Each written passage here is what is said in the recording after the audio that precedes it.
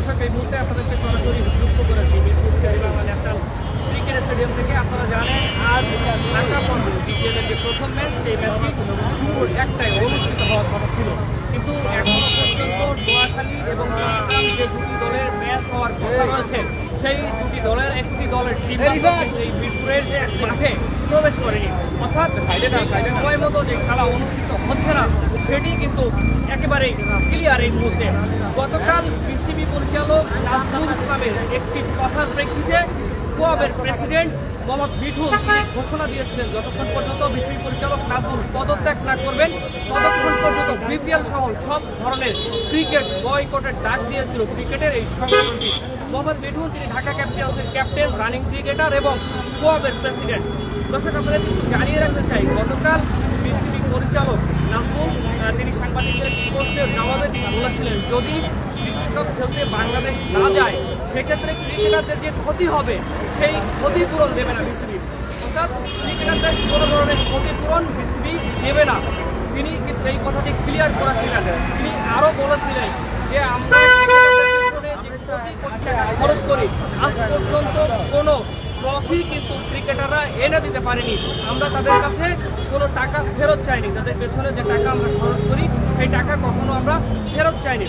মূলত এই কথাকে কেন্দ্র করে যারা রানিং ক্রিকেটার রয়েছেন এবং তাদের যে সংগঠন কোয়াব, সেই কোয়াবের প্রেসিডেন্ট মোহাম্মদ মিথুন তিনি গতকাল ঘোষণা দিয়েছিলেন যে আজ তারা বিপিএল খেলবেন না যদি না বিসিবি পরিচালক নাজমুল তিনি পদত্যাগ করেন। দর্শক আপনাদেরকে আরও একটু জানিয়ে রাখতে চাই, গতকাল রাতে কিন্তু উচ্চপদস্থ কর্মকর্তা রয়েছেন, তাদের সাথে কোয়াবের প্রেসিডেন্টের মিটিং হয়েছে, তাদের সাথে কথা হয়েছে। তারা আশ্বস্ত করেছিলেন যে নাজমুলের বিষয়ে তারা যে ব্যবস্থা গ্রহণ করা যায় সেটি তারা করবেন। কিন্তু বিসিবি পরিচালক নাজমুল তিনি তার যে কথা, তার যে সিদ্ধান্ত, সেই সিদ্ধান্তে তিনি অনড় রয়েছেন এবং তিনি কোনোভাবেই পদত্যাগ করতে চান না। যে কারণে ম্যাচ শুরুর আর মাত্র ঘণ্টাখানেক সময় বাকি রয়েছে, কিন্তু এখনো পর্যন্ত চট্টগ্রাম এবং নোয়াখালী যে দুটি দল, সেই দল কিন্তু এখনো পর্যন্ত মাঠে আসেনি। বিশেষ করে নোয়াখালী যে ফ্র্যাঞ্চাইজিটি, তারা প্রথম 6 ম্যাচে 6টিতেই হেরেছিল এবং পরবর্তীতে দুটি ম্যাচে পরপর দুটি ম্যাচে জয়লাভ করে তারা কিন্তু ঘুরে দাঁড়িয়েছে। নোয়াখালী একটি বড় ফ্যান বেস রয়েছে, আমরা সকাল থেকে দেখেছি যারা নোয়াখালীর ভক্ত সমর্থক রয়েছেন তারা কিন্তু নোয়াখালীর জার্সি পরিহিত অবস্থায় মাঠে এসেছেন।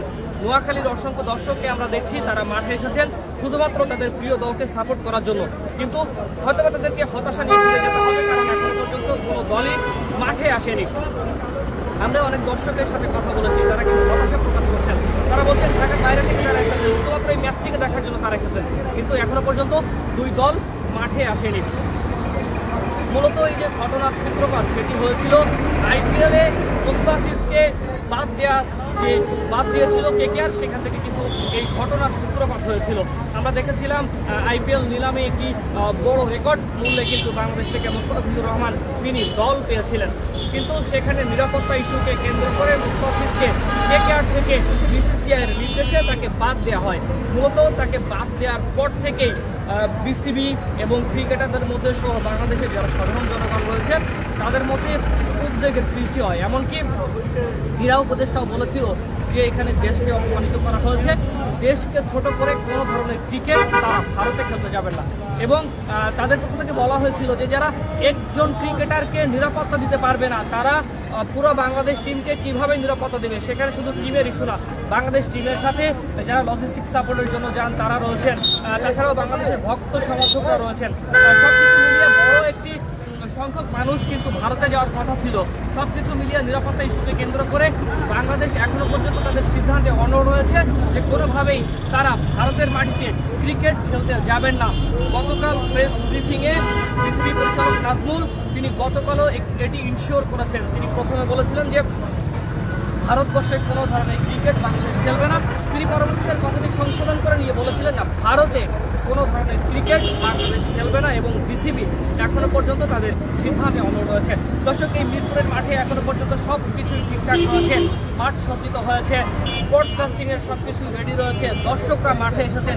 শুধুমাত্র যারা মাঠে খেলবেন, মাঠের ক্রিকেটটা যারা খেলবেন তারা এখনো পর্যন্ত মাঠে আসেনি। অর্থাৎ প্রথম ম্যাচ এখনো পর্যন্ত অনিশ্চয়তা রয়েছে। দর্শক এই ছিল আমার কাছে মিরপুরের মাঠ থেকে সবশেষ পরিস্থিতি।